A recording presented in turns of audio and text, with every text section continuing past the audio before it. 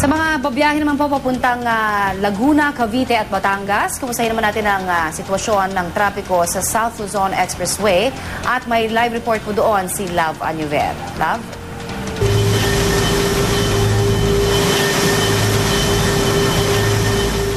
Magandang umaga, Connie. Nako, siguradong matutuwa yung ating mga motorista kung sakasakali sila magbabiyahe dito sa kahabaan ng South Luzon Expressway. Magkabilang lane po yan. Kayo man ho, patungo ng South or patungo ng Makati or Maynila ay magiging maganda pa naman ang daloy ng trapiko. Sa ngayon po ay normal pa naman ang daloy ng trapiko sa kahabaan po ng South Luzon Expressway.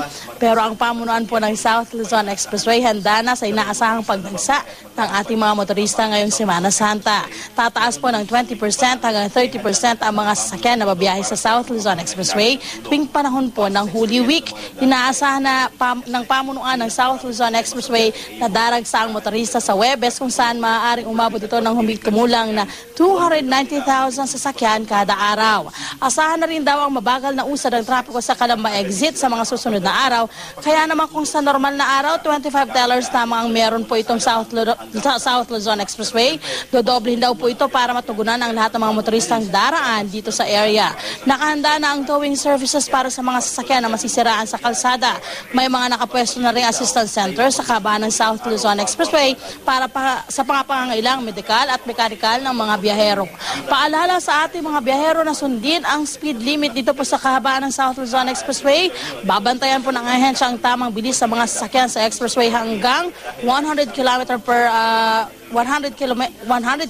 kada oras para naman po sa light vehicles at hanggang 80 km per hour naman po para sa pwedeng bilis sa mga bus.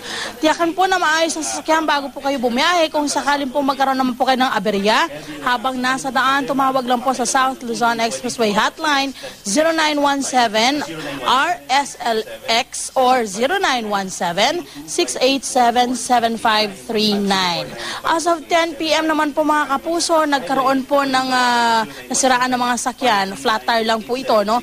11 vehicles, yan po ay sa class 6 sa class 1, 4 sa class 2 at isa po sa class 3. Pero hindi naman po ito nagbigay ng problema para sa ating mga motorista dito po sa kahabaan ng South Luzon Expressway. Yan muna ang aking update mula dito. Balik muna sa iyo, Connie. Maraming salamat, Love Anuver.